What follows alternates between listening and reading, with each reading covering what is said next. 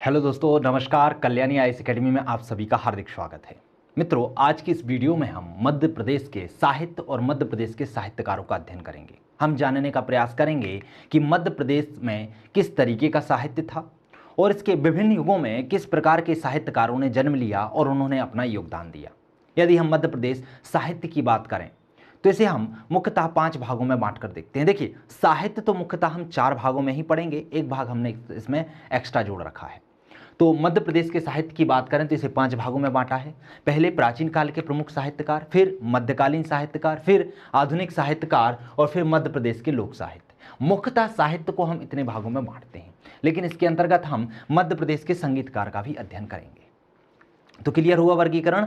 यदि हम बात करें मध्य प्रदेश के साहित्य की तो आपको उसमें प्राचीन साहित्यकार और मध्यकालीन साहित्यकार, आधुनिक साहित्यकार और मध्य प्रदेश के लोक साहित्य का अध्ययन करना है। इन 3 पार्टों का अध्ययन करना है। अब यदि हम बात करें कि इन साहित्यकारों के अंतर्गत या प्राचीन काल, मध्यकाल या आधुनिक काल और लोक साहित्य के अंतर्गत हमें किन किन साहित्यकारों का अध्ययन करना है, तो प्राचीन काल की बात करें तो प्राचीन कालीन साहित्यकार जो भी थे, इनमें हम मुख्यतः 4 साहित्यकारों का अध्ययन करेंगे। जैसे कि उनमें कालिदास आते हैं, भर्तृहरि आते हैं, भवभूति आते हैं और बाणभट्ट आते हैं। ये चारों जो साहित्यकार हैं, इन्होंने अपनी रचनाएं संस्कृत भाषा में की है। किस भाषा में की है? संस्कृत भाषा में की है। और इनके काव्य में श्रृंगार रस की प्रभुता देखने को मिलती है, अर्थात इनके काव्य जो है श्रृंगार रस से परिपूर्ण दिखाई देता है। इसमें प्रेम और वात्सल रस की भी अनुभूति हमें देखने को मिलती है। अब यदि हम मध्यकालीन साहित्यकार की बात करें तो मध्यकालीन साहित्यकारों में हमें केशवदास, भूषण, पद्माकर और बिहारी लाल का अध्ययन करना होता है। ये चारों जो साहित्यकार हैं, ये रीतिकालीन काव्य से संबंधित थे। अब आपके मन में प्रश्न आ रहा होगा कि रीतिकालीन काव्य क्या है। तो रीतिकालीन काव्य जो ऐसे साहित्यकार जो किसी राजा के संरक्षण में रहते हैं और अपने काव्य में उस राजा की विशेषताओं का वर्णन करते हैं या राजाओं की प्रशंसा का वर्णन करते हैं, वह काव्य रीतिकालीन काव्य कहलाता है। तो ऐसे यदि हम केशवदास की बात करें, भूषण की बात करें, पद्माकर की बात करें, बिहारी लाल की बात करें, तो इनके काव्य में इनके संरक्षक राजाओं की विशेषताएं और उनकी प्रशंसा का वर्णन हमें देखने को मिलता है। आधुनिक साहित्यकार की बात करें तो आधुनिक साहित्यकार में हमें पंडित माखनलाल चतुर्वेदी, बालकृष्ण शर्मा नवीन, सुभद्रा कुमारी चौहान, नंद दुलारे वाजपेयी, भवानी प्रसाद मिश्र, शिव मंगल सिंह सुमन, गजानन माधव मुक्तिबोध, हरिशंकर परशाई, शरद जोशी, मुल्ला रामजू, हरिकृष्ण देवसरे और मालती जोशी का अध्ययन करना है। इतने साहित्यकार हमारे आधुनिक साहित्यकारों के अंतर्गत आते हैं। और भी आते हैं, परंतु जो आपके महत्वपूर्ण हैं, जो आपके एग्जाम में पूछे जाने की दृष्टि से बहुत ही महत्व रखते हैं, उनके नाम 12 ही हैं। तो क्लियर हो गया किन किन का अध्ययन करना है। अब यदि हम बात करें मध्य प्रदेश के लोक साहित्यकार जिन्होंने लोक साहित्य की रचना की, तो उसमें हमें ईसुरी, संत सिंगाजी, जगनिक और घाक का अध्ययन करना होता है। यदि हम मध्य प्रदेश के संगीतकारों की बात करें, इन्हें हम अगली वीडियो में अलग से देखेंगे, तो लेकिन हम यहीं समझ लेते हैं कि मध्य प्रदेश के यदि हम संगीतकारों की बात करें तो मध्य प्रदेश में हमें तानसेन, उस्ताद अलाउद्दीन खां, उस्ताद हाफिज अली खां, कृष्णराव पंडित, शंकर पंडित और इसके साथ ही हमें राजा भैया पूंछ वाले, उस्ताद अमीर खां, कुमार गंधर्व और राजा चक्रधर सिंह और पंडित कार्तिक राय का अध्ययन करना होता है। तो इस तरीके से इन साहित्य का वर्गीकरण हमें देखने को मिलता है। मध्य प्रदेश का जो भी साहित्य है, इन्हीं कवियों के द्वारा, इन्हीं साहित्यकारों के द्वारा लिखा गया है। और उसकी विशेषताएं कुछ तो मैंने अभी बताई हैं कि जो प्राचीन साहित्य था वो किस में लिखा गया था, वह मुख्यतः संस्कृत भाषा में लिखा गया था। और जो मध्यकालीन साहित्यकार है, ये रीतिकालीन कवियों द्वारा लिखा गया था। इस साहित्य को रीतिकालीन साहित्य माना जाता है। और जो आधुनिक साहित्यकार हैं, यह मुख्यतः हिंदी भाषा में लिखे गए थे। और ध्यान रखिएगा, यहाँ पर विभिन्न साहित्यों में बहुत सारे साहित्य ऐसे थे जिसमें राष्ट्र की प्रेरणा समाहित थी, अर्थात राष्ट्रहित में वह साहित्य लिखे गए थे। राष्ट्रभक्ति की प्रेरणा से वह राष्ट्रभक्ति की प्रेरणा उनमें समाहित थी। क्लियर हुआ। चलिए आगे बढ़ते हैं और अब हम देख लेते हैं हमारे प्राचीन कालीन साहित्यकार कौन कौन से थे और उन्होंने किस किस साहित्य की रचना की है और उन साहित्यों की विशेषताएं क्या क्या हैं। सबसे पहले हम देख लेते हैं कालिदास को।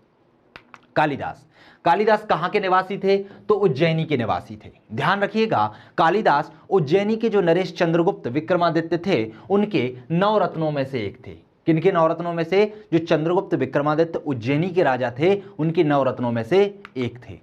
इन्हें भारत का शेक्सपियर कहा जाता है। इनकी विशेषताओं के कारण, इनकी रचनाओं के कारण इन्हें भारत का शेक्सपियर की उपमा दी जाती है।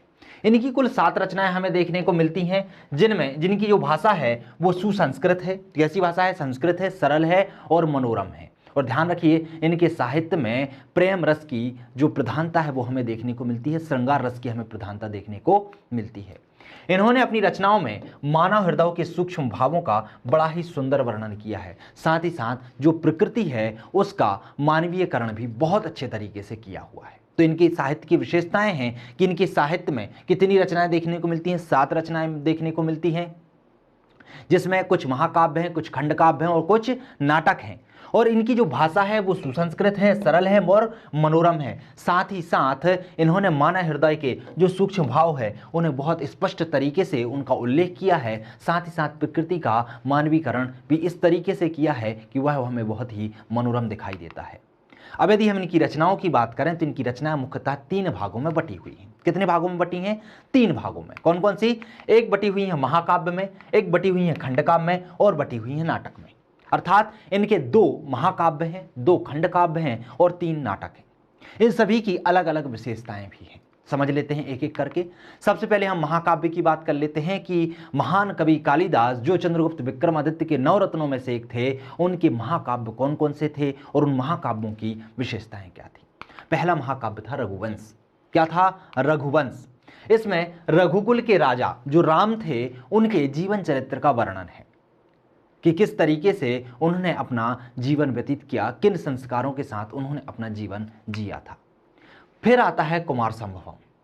कुमार संभवम में यह संस्कृत का सर्वश्रेष्ठ महाकाव्य। ध्यान रखिएगा, ये प्रश्न आपको याद रखना है कि संस्कृत का सर्वश्रेष्ठ महाकाव्य कौन सा है? कुमार संभवम है। और कुमार संभवम की रचना किसने की है? महाकवि कालिदास ने की है। एक बात आपको ध्यान रखना है कि जितने भी मध्य प्रदेश के साहित्य और साहित्यकार हैं, यहाँ से 3 नंबर के प्रश्न बनने की संभावना सर्वाधिक होती है। और जितने भी प्राचीन साहित्यकार हैं, और प्राचीन साहित्यकारों में यदि हम कालिदास की बात करें तो कालिदास से 5 नंबर और यहाँ तक कि 11 नंबर का प्रश्न बनने की भी संभावना बनी रहती है। 11 नंबर में आपसे समग्र पूछ लिया जाएगा कि कालिदास के साहित्य की विशेषताओं का वर्णन करते हुए इनकी विशेषताओं को लिखिए। तो इस तरीके का प्रश्न आपसे 11 नंबर में पूछा जा सकता है। तो इसको आपको 3, 5 और 11 तीनों नंबर से हमने तैयार कराने का प्रयास किया है। 3 नंबर में इनकी रचनाएं अलग अलग पूछ ली जाएंगी, दे दिया जाएगा कि महाकाव्य लिखिए। 5 नंबर में प्रश्न बन जाएगा। 3 नंबर में प्रश्न बन जाएगा रघुवंशम। अब रघुवंशम में आप क्या लिखेंगे? 3 नंबर में लगभग आपको 3 फैक्ट तो आने चाहिए। तो क्या क्या होगा रघुवंश में? तो यह सबसे पहला पॉइंट होगा कि यह महाकवि कालिदास की रचना है, संस्कृत नाटक में संस्कृत भाषा में लिखित है और यह रघुकुल के राजा का वर्णन इसमें मिलता है। इसी तरीके से कुमार संभवम की बात आती है तो यह संस्कृत में लिखित सर्वश्रेष्ठ महाकाव्य है और इसमें शिव पार्वती के विवाह के साथ साथ कार्तिकी का जन्म का भी वर्णन मिलता है। किस किस का? शिव पार्वती पर यह आधारित है। इनके विवाह के बाद जो कार्तिक का जन्म होता है, तो इन सभी का वर्णन इस महाकाव्य में संकलित है। इसके बाद हम बात कर लेते हैं खंड काव्य की।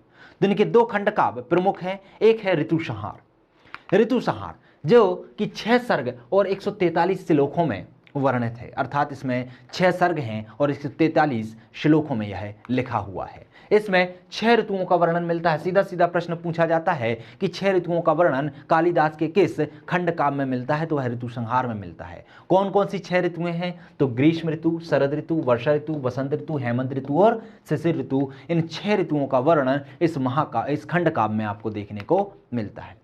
फिर अगला जो खंड काव्य है उसे कहा जाता है मेघदूत। ध्यान रखना, ऋतुसंहार में ऋतुओं का उल्लेख है और मेघदूत में मेघों को दूत के समान वर्गीकृत किया गया है। यह एक प्रेम प्रसंग खंड काव्य है।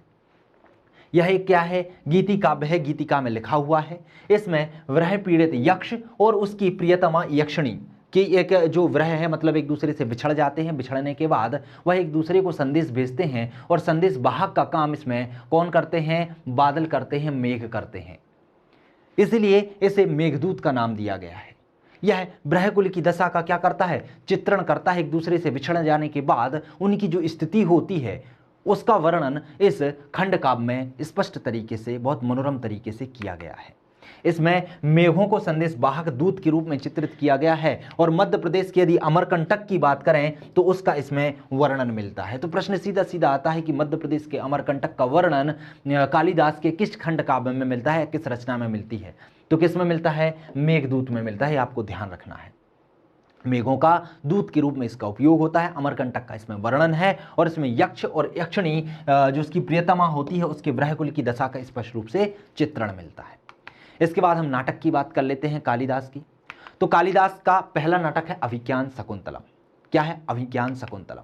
यह सबसे प्रसिद्ध नाटक है जिसका यूरोपीय भाषा में अनुवाद किया गया। सीधा सीधा प्रश्न बनता है कि कालिदास का ऐसा कौन सा नाटक है जिसका यूरोपीय भाषा में अनुवाद किया गया है? तो कौन सा है? अभिज्ञान शकुंतलम। इसमें वर्णन किस चीज का है? तो इसमें राजा दुष्यंत और ऋषि विश्वामित्र और मेनका से उत्पन्न होने वाली उनकी पुत्री शकुंतला के प्रेम प्रसंग का वर्णन मिलता है। इसमें दुष्यंत और शकुंतला के प्रेम प्रसंग का वर्णन मिलता है। वह पहले बिछड़ जाते हैं और फिर से मिलते हैं, तो उनके पहले मिलन, फिर बिछड़ जाने की दशा और पुनः मिलन की दशा का स्पष्ट तौर पर मनोरम तरीके से, प्रेम प्रसंग तरीके से इसका वर्णन आपको देखने को मिलता है। फिर अगला नाटक है मालविका अग्निमित्रम। जो मालविका अग्निमित्रम है वह कालिदास का पहला नाटक था। कालिदास का पहला नाटक कौन सा था? मालविका अग्निमित्रम। और सबसे प्रसिद्ध नाटक कौन सा है? अभिज्ञान शकुंतलम। जो मालविका अग्निमित्रम है वह मालविका और शुंग शासक अग्निमित्र के प्रेम प्रसंग का वर्णन इसमें बहुत अच्छे तरीके से मिलता है। ये ध्यान रखिएगा। सीधा प्रश्न आता है कि शुंग शासक अग्निमित्र का वर्णन किस कवि या किस साहित्यकार के साहित्य में उसका वर्णन मिलता है? तो मालविका अग्निमित्रम जो कि कालिदास द्वारा रचित है, उनके जो नाटक है उसमें इनका वर्णन मिलता है। और इसमें किस किस के प्रेम की कहानी है? तो मालविका और अग्निमित्र के प्रेम की कहानी का वर्णन है। फिर एक नाटक है विक्रमोर्वशीय। विक्रमोर्वशीयम जो है इसमें राजा पुरुरवा एवं इंद्रलोक की जो अप्सरा थी उर्वशी, उसके प्रेम प्रसंग का वर्णन मिलता है। तो ध्यान रखिएगा, यहां से जो भी नाटक हैं, यदि आपसे स्पष्ट तौर पर नाटक पूछे जाएंगे या खंडकाव्य या महाकाव्य पूछे जाएंगे तो वो 3-3 नंबर में पूछे जाएंगे। तो आपको 3 चीजें ही लिखनी है। क्या क्या लिखेंगे आप? आपको पता होना चाहिए किसका नाटक है, तो किसका है? कालिदास जी का है। किस भाषा में है? तो सभी के सभी संस्कृत भाषा में लिखे गए हैं। तीसरा, इसमें किस चीज का वर्णन है? यदि विक्रमोर्वशीयम पूछा जाता है तो इसमें पुरुरवा और मेनका के प्रेम प्रसंग का वर्णन है। यदि मालविका अग्निमित्रम पूछा जाता है तो इसमें मालविका और शुंग शासक अग्निमित्र के प्रेम प्रसंग का वर्णन है। यदि अभिज्ञान शकुंतलम पूछा जाता है तो इसमें राजा दुष्यंत और शकुंतला के प्रेम प्रसंग का वर्णन है। तो इस तरीके से आप 3 फैक्ट इसमें लिख सकते हैं। और 5 नंबर में यदि पूछा जाता है तो आपको 2-3 फैक्ट और लिखने हैं। आप ये लिख सकते हैं कि ये सबसे प्रसिद्ध नाटक है, और पूरी लाइन इसमें लिखेंगे कि इसमें जो मेनका थी वो किसकी पुत्री थी और इसमें किस किस चीज का वर्णन है। क्लियर हुआ? चलिए आगे बढ़ते हैं और हम बात कर लेते हैं अगले साहित्यकार की, जिनका नाम है भर्तृहरि। ये भी उज्जैन के ही निवासी थे और जो उज्जैनी के राजा चंद्रगुप्त विक्रमादित्य थे उनके ही बड़े भाई माने जाते हैं। और इनका वर्णन कहाँ मिलता है? प्रबंध चिंतामणि में मिलता है। प्रबंध चिंतामणि के अनुसार यदि हम देखें तो यह उज्जैनी के महाराजा या उज्जैनी के राजा चंद्रगुप्त विक्रमादित्य के ही बड़े भाई थे। तो आप समझ सकते हैं कि चंद्रगुप्त विक्रमादित्य के नवरत्नों में कालिदास समाहित थे और उनके बड़े भाई कौन थे? कवि भर्तृहरि। उज्जैनी की जो गढ़तालिका मंदिर हैं उनके समीप इनकी गुफाएं स्थित हैं। किसकी गुफाएं हैं? कवि भर्तृहरि की गुफाएं हैं, जहां पर इनके योग साधना को दर्शाती हैं। ये क्या दर्शाती है? इनकी योग साधना, अर्थात इन्होंने अपनी योग और साधना कहां पर की थी? गढ़तालिका मंदिर के पास जो भर्तृहरि की गुफाएं हैं वहां पर इन्होंने अपनी साधना को पूर्ण किया था। इन्होंने चुनार उत्तर प्रदेश में साधना और सरिस्का राजस्थान में समाधि ग्रहण की थी। यहां तो इन्होंने साधना की थी, इसके साथ ही साथ उत्तर प्रदेश के चुनार में भी इन्होंने साधना की थी। और मृत्यु के बाद इन्होंने समाधि कहां बनी हुई है? तो सरिस्का राजस्थान में इनकी समाधि बनी हुई है, वहां पर इन्होंने समाधि ग्रहण की थी।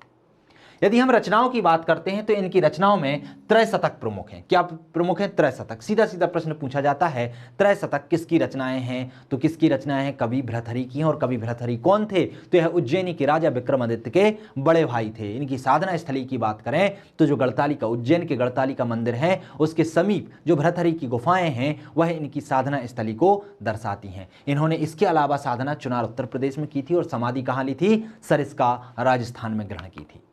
रचनाओं के त्रयशतक की बात करें तो इसमें नीति शतक, श्रृंगार शतक और वैराग्य शतक तीनों प्रमुख हैं। 3 प्रमुख त्रयशतक हैं। कौन कौन से? नीति शतक, श्रृंगार शतक और वैराग्य शतक।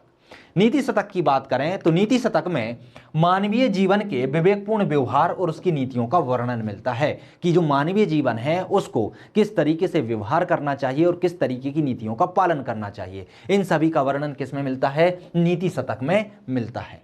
श्रृंगार शतक, इसमें भौतिक श्रृंगार एवं अलौकिक प्रभाव का उल्लेख मिलता है कि जो भौतिक श्रृंगार होता है और जो अलौकिक उसका प्रभाव पड़ता है वह किस तरीके से पड़ता है, तो इन सभी का स्पष्ट तौर पर वर्णन कहां पर मिलता है? श्रृंगार शतक में मिलता है। वैराग्य शतक, वैराग्य शतक में जीवन की वास्तविकता का वर्णन मिलता है कि आप किस तरीके से अपनी चीज़ों को त्यागते जाते हैं, किस तरीके से आपकी चीज़ें आपको छोड़ती हुई चली जाती हैं, आखिर आपकी ज़िंदगी का वास्तविकता है क्या। तो जीवन की वास्तविकता का वर्णन किसमें मिलता है? वैराग्य शतक में मिलता है। तो ध्यान रखिएगा, यदि कवि भर्तृहरि आपसे पूछे जाएंगे तो 5 नंबर में मैक्सिमम पूछे जाएंगे, या फिर 3 नंबर में प्रश्न बनेगा, सीधा लिख दिया जाएगा कवि भर्तृहरि।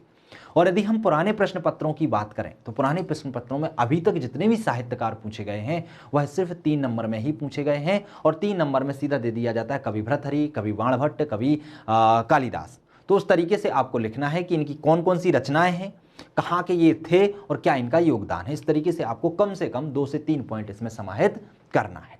चलिए आगे बढ़ते हैं और बात कर लेते हैं अगले प्राचीन कालीन साहित्यकार जिनका नाम है भवभूति।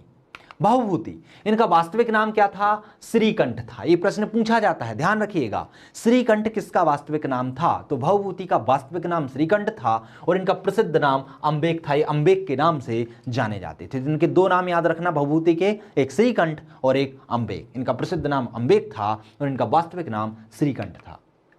यह कन्नौज के शासक यशोवर्मन के दरबारी कवियों में से एक थे। जो कन्नौज के शासक यशोवर्मन थे उनके दरबारी कवियों में से भवभूति प्रमुख कवियों में स्थान रखते थे। इनकी तुलना इनके साहित्य के कारण मिल्टन से की जाती है। किससे की जाती है? मिल्टन से की जाती है। यह भी प्रश्न पूछा जाता है कि मध्य प्रदेश के किस साहित्यकार की तुलना मिल्टन से की जाती है, तो भवभूति की जाती है। इस तरीके के 3-3 नंबर में एक शब्द में प्रश्न बनते हैं, आप ध्यान रखना है आपको। तो इन जो प्राचीन कालीन साहित्यकार हैं उनके एक एक बिंदु को आपको बहुत अच्छे से याद करना है, बहुत अच्छे से समझना है। भवभूति के विषय में हमने क्या देखा? तो इनके 2 नाम थे, एक तो इनका वास्तविक नाम श्रीकंठ था और इनका प्रसिद्ध नाम अम्बेक था। किसके दरबारी कवि थे? तो कन्नौज के शासक यशोवर्मन के यह दरबारी कवि थे। और इनकी तुलना किससे की जाती है? तो इनकी तुलना मिल्टन से की जाती है। यदि भवभूति की रचनाओं की बात करें तो इनकी रचनाओं में प्रमुख है मालती माधव। कौन सी है? मालती माधव। मालती माधव 10 अंकों का विशाल प्रकरण है। इसमें 10 अंकों में यह लिखा गया है। इसमें मालती और माधव के प्रेम की गाथा का वर्णन मिलता है। किस किस के? मालती और माधव की प्रेम की गाथा का वर्णन मिलता है। उसके बाद इनका अगली जो रचना है उसका नाम है उत्तर रामचरित्र। उत्तर रामचरित्र, इसमें किसका वर्णन मिलता है? तो सबसे पहले तो यह संस्कृत साहित्य का प्रथम दुखांत नाटक है। कैसा नाटक है? दुखांत नाटक है। इसके बाद इसमें वर्णन किसका मिलता है? तो इसमें राजा के राजतिलक, जो राजा राम थे उनके राजतिलक से लेकर सीता का जो वनवास हो जाता है और वनवास के बाद फिर वहां पर लव कुश का जन्म होता है और उसके बाद फिर से राम से उनका पुनः मिलन होता है। तो ये सारी घटना का वर्णन उत्तर रामचरित्र में किया गया है। तो क्लियर हुआ कि उत्तर रामचरित्र में किसका वर्णन है? राजा राम के राजतिलक का, सीता के वनवास का और राम सीता के फिर से पुनर्मिलन तक की घटनाओं का वर्णन इसमें मिलता है। और ध्यान रखना, संस्कृत भाषा का यह प्रथम दुखांत नाटक है। कौन सा? उत्तर रामचरित्र। इसके बाद महावीर चरित्र। महावीर चरित्र में किसका वर्णन है? तो यह भी किस पे है? राम पर ही आधारित है। यह वाल्मीकि के रामायण पर आधारित एक नाटक है। और इसकी विशेषता क्या है? तो यह वीर रस प्रधान नाटक है। इसमें वीर रस का ओजमय श्रेणी से क्या किया गया है? उल्लेख किया गया है। इसमें राजा राम के विवाह से रावण के वध तक की जो भी घटनाएं रामायण में मिलती हैं, वाल्मीकि द्वारा रचित रामायण में मिलती हैं, उसका संस्कृत भाषा में स्पष्ट तौर पर उल्लेख किया गया है।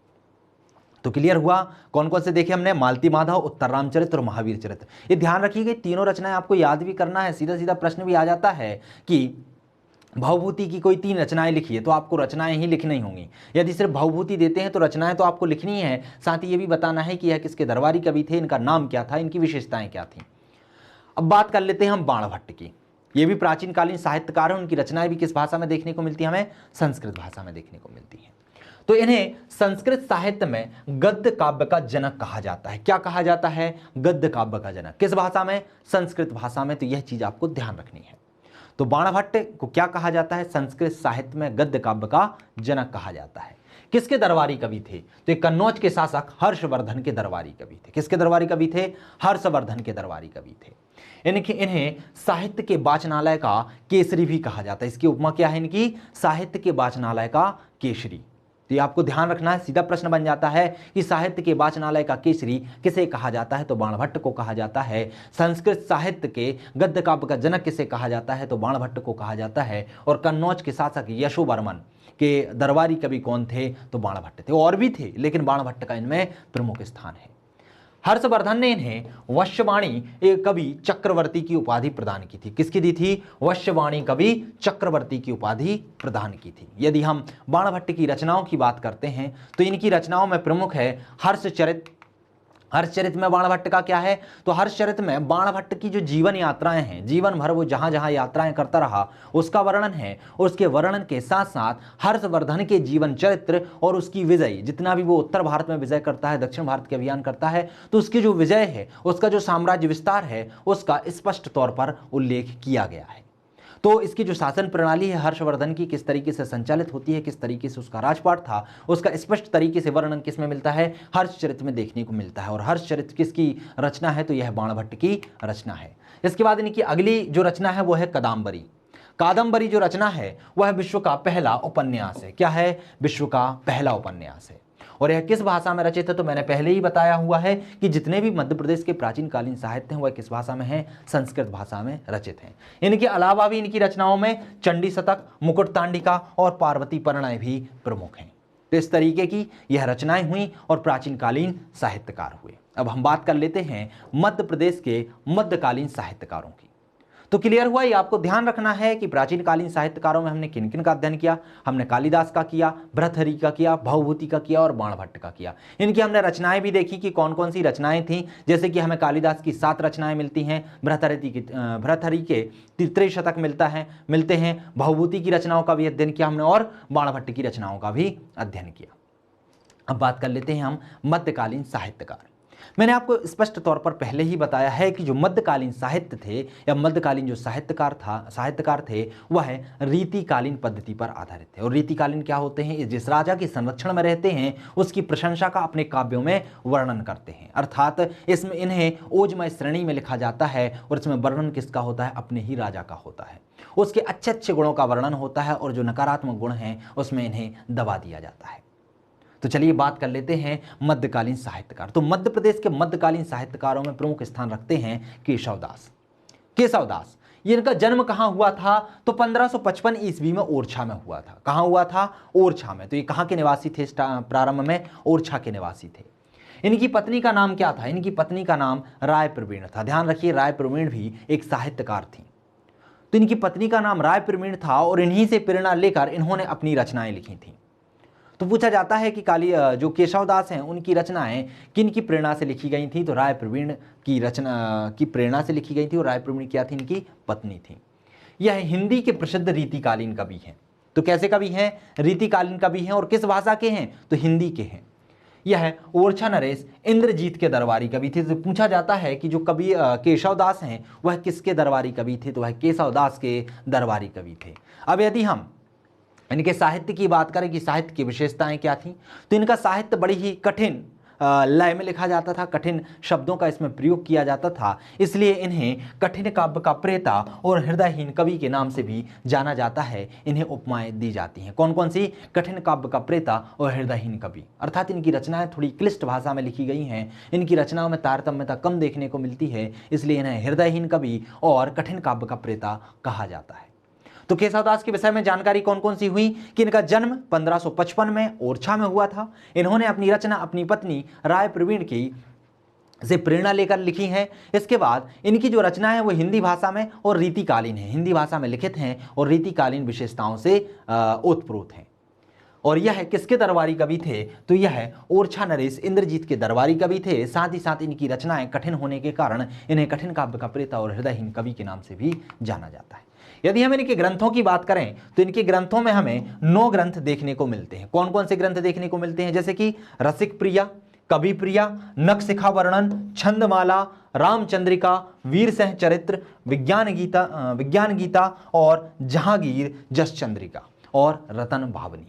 इस तरीके के इनके 9 साहित्य हमें देखने को मिलते हैं। 9 के 9 साहित्य आपको याद रखना है, क्योंकि कोई एक साहित्य आपको लिख दिया जाता है और पूछ लिया जाता है किसकी रचना है, तो आपको पता होना चाहिए इन सभी साहित्य, ये जो 9 साहित्य लिखे हुए हैं, ये किसकी रचना है, यह केशव दास की रचनाएं हैं। या सीधे सीधे केशव दास 3 नंबर में लिखे आ जाएंगे आपको, तो आपको लिखना पड़ेंगी 2-3 रचनाएं, और ये भी लिखना पड़ेगा ये कौन से कवि थे, इनकी काव्य की विशेषता क्या थी, साथ ही साथ ये किसके दरबारी कवि थे। तो यदि 5 नंबर में केशव दास पूछ लिए जाते हैं तब भी आप लिख सकते हैं, और यदि 3 नंबर में पूछे जाते हैं तब भी आप इनको बहुत अच्छे तरीके से लिख सकते हैं। ध्यान रखिएगा, जो हमारे प्राचीन कालीन साहित्यकार हैं, मध्यकालीन साहित्यकार हैं और आधुनिक साहित्यकार हैं, यह है आपके प्रारंभिक परीक्षा में भी बहुत महत्वपूर्ण योगदान रखते हैं, क्योंकि यहाँ से प्रारंभिक परीक्षा में भी प्रश्न पूछा जाता है, इनकी रचनाओं से प्रश्न पूछा जाता है, और मुख्य परीक्षा में तो हर साल इनसे प्रश्न आता ही है। पिछले वर्षों के प्रश्न पत्रों का अध्ययन करें तो वहां पर तो प्रश्न आते ही थे, लेकिन अब तो इस यूनिट को स्पष्ट तौर पे अलग से उल्लेखित कर दिया गया है कि इस यूनिट से 30 नंबर के प्रश्न पूछे जाने हैं, तो अब यहां से प्रश्न बनने के चांस और ज्यादा बढ़ जाते हैं। चलिए अगली बात करते हैं बिहारी लाल की। बिहारी लाल का जन्म कहां पर हुआ था, तो ग्वालियर में हुआ था। कहां हुआ था, ग्वालियर में, और यह भी हिंदी साहित्य के रीतिकालीन कवि थे। तो ध्यान रखिएगा, आप बस इतना याद कर लीजिएगा कि मध्यकालीन साहित्यकार कौन कौन से थे। वो 4 नाम यदि आपको याद हो जाते हैं तो आपको एक पॉइंट तो ये याद हो जाएगा कि ये मध्य प्रदेश के मध्यकालीन साहित्यकार थे। दूसरा पॉइंट आपको याद हो जाएगा कि ये रीतिकालीन कवि थे। कैसे कवि थे, रीतिकालीन कवि थे। और तीसरा आपको याद रख लेना है 1-1, 2-2 रचनाएं, बाकी आपको इनको ज्यादा पढ़ने की जरूरत होगी नहीं। 3 नंबर में यदि प्रश्न पूछा जाएगा तो आपको बहुत आराम से बगैर पढ़े हुए इनसे आंसर बन जाएंगे। रचनाओं की बात करें तो इनकी रचनाओं में बिहारी सतसई प्रमुख है। बिहारी सतसई क्या है, एक मुक्तक काव्य है जिसमें श्रृंगार के संयोग और वियोग दोनों पक्षों का उल्लेख है। श्रृंगार रस के 2 भाग होते हैं, एक संयोग श्रृंगार होता है और एक वियोग श्रृंगार होता है, और इनका जो बिहारी सतसई है इस मुक्तक काव्य में दोनों का बहुत स्पष्ट तौर पर उल्लेख है, संयोग श्रृंगार का और वियोग श्रृंगार का। क्लियर है। चलिए बात कर लेते हैं हम पद्माकर की। पद्माकर जो भट्ट थे उनका जन्म सागर में हुआ था, और कब हुआ था, 1753 में हुआ था। ये भी मध्य प्रदेश के मध्यकालीन साहित्यकार हैं। इनके यदि मूल नाम की बात करें तो इनका मूल नाम था प्यारेलाल। मूल नाम क्या था, प्यारेलाल था। यह जयपुर नरेश प्रताप सिंह ने इन्हें कविराज शिरोमणि की उपाधि दी थी। तो यह प्रश्न बहुत बार पूछा जा चुका है, पूछा जा सकता है कि कविराज शिरोमणि की उपाधि किसे दी गई थी, तो पद्माकर को दी गई थी। किसने प्रदान की थी, तो नरेश प्रताप सिंह ने प्रदान की थी। और नरेश प्रताप सिंह कहाँ के राजा थे, तो यह जयपुर के राजा थे। इन्हें हिंदी साहित्य के रीतिकालीन कवि थे। ये क्या थे, रीतिकालीन कवि थे। तो ये तो पॉइंट अब आपको याद करने की जरूरत ही नहीं है, क्योंकि जितने भी मध्यकालीन होंगे वह रीतिकालीन साहित्य के ही कवि होंगे। इनकी मूल भाषा कैसी थी, ब्रज थी। कैसी भाषा थी, ब्रज भाषा थी। और यदि इनकी हम रचनाओं की बात करें तो इनकी रचनाओं में अलग अलग भागों में बटी हुई हैं। जैसे कि श्रृंगार काव्य की बात करें तो श्रृंगार काव्य में प्रमुख थे पद्माभरण, जगत विनोद, अलीजाह प्रकाश, प्रबोध पचासा और हितोपदेश। अब ये आपको ध्यान रखना है कि अलीजाह प्रकाश, प्रबोध पचासा और हितोपदेश, जगत विनोद, पद्माभरण किसकी रचना है, तो यह पद्माकर की रचनाएं हैं। क्योंकि यहाँ से सीधे एक रचना लिख दी जाती है और पूछा जाता है यह किस साहित्यकार की रचना है, तो आपको पता होना चाहिए कि यह पद्माकर की रचनाएं हैं। यह श्रृंगार काव्य में है। कौन कौन से हैं श्रृंगार काव्य, पद्माभरण, जगत विनोद, अलीजाह प्रकाश, प्रबोध पचासा और हितोपदेश। इसके बाद भक्ति वैराग्य काव्य की बात करें तो भक्ति वैराग्य काव्य में प्रमुख है गंगा लहरी, यमुना लहरी और राम रसायन। तो भक्ति वैराग्य काव्य में कौन कौन से प्रमुख हैं, गंगा लहरी, यमुना लहरी और राम रसायन। ऐसे ही यदि प्रशस्ति काव्य की बात करें तो प्रशस्ति काव्य में प्रताप सिंह वृद्धावली और हिम्मत बहादुर वृद्धावली ये प्रमुख हैं। तो अब इन रचनाओं को याद करने की ज़्यादा जरूरत नहीं है। यदि वृद्धावली लिखा आ जाता है तो आप समझ जाइए कि पद्माकर की रचनाएं हैं। यदि लहरी लिखा आ जाता है तो आप समझ जाइए कि किसकी रचनाएं हैं, पद्माकर की रचनाएं हैं।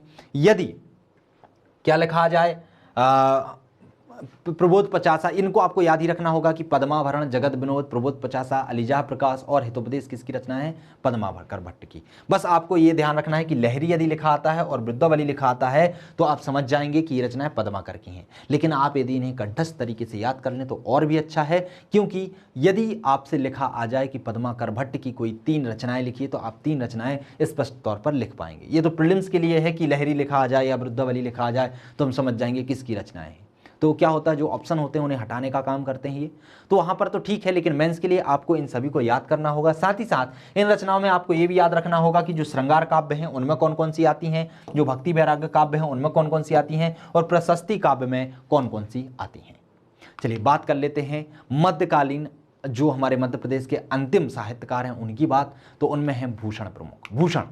भूषण का जन्म कहां पर हुआ था? कानपुर में हुआ था। और इनका मूल नाम क्या था? जटाशंकर था। यह भी प्रश्न पूछा जाता है कि जटाशंकर किसका मूल नाम था? तो भूषण का था। और प्रश्न सीधा आ जाता है कि भूषण का मूल नाम क्या था? तो जटाशंकर था।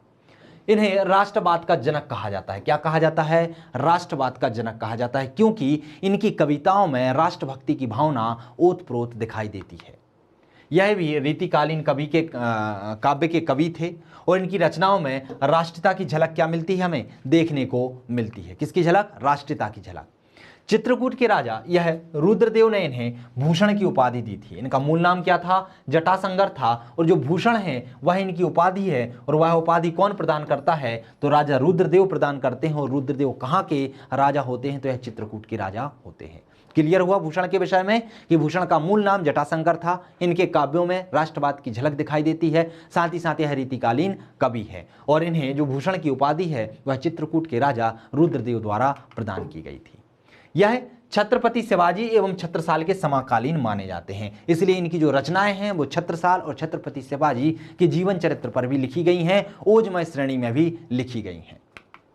जैसे इनकी रचनाओं में शिवराज भूषण, छत्रसाल दशक, शिवा बावनी, भूषण उल्लास, दूषण उल्लास और भूषण हजारा। ध्यान रखिएगा, जो भूषण की रचनाएं हैं यदि प्रारंभिक परीक्षाओं की दृष्टि से पढ़ते हैं तो इतना ध्यान रख लीजिए कि छत्रपति शिवाजी और छत्रसाल इनसे संबंधित जो रचनाएं हैं वो भूषण की हैं। साथ ही साथ जिसमें भूषण शब्द लिखा हो, चाहे भूषण उल्लास हो, चाहे दूषण उल्लास हो, चाहे भूषण हजारा हो, तो भूषण शब्द या दूषण शब्द का उल्लेख होता है तो वो भी भूषण की ही रचनाएं हैं। लेकिन यदि आप मुख्य परीक्षा की दृष्टि से देखेंगे तो आपको याद करना है कौन कौन सी हैं। इसमें है शिवराज भूषण, छत्रसाल दशक, शिवा बावनी, साथ ही साथ भूषण उल्लास, दूषण उल्लास और भूषण हजारा इनकी प्रमुख रचनाएं हैं। तो दोस्तों ये क्या हुआ है? हमारे प्राचीन कालीन और मध्यकालीन साहित्यकार हुए। आधुनिक साहित्यकार थोड़े से ज़्यादा हैं और थोड़ा लंबा वीडियो बन जाएगा, इसलिए उन्हें हमें पर्टिकुलर एक अलग पार्ट में रखा हुआ है। तो इस वीडियो में इतना ही। मिलते हैं हम अगले वीडियो में आधुनिक साहित्यकारों के साथ साथ, और इसी में हम कवर करने का प्रयास करेंगे मध्य प्रदेश के लोक साहित्यकारों को। तो मिलते हैं अगली वीडियो में, बने रहिए हमारे साथ। तब तक के लिए नमस्कार।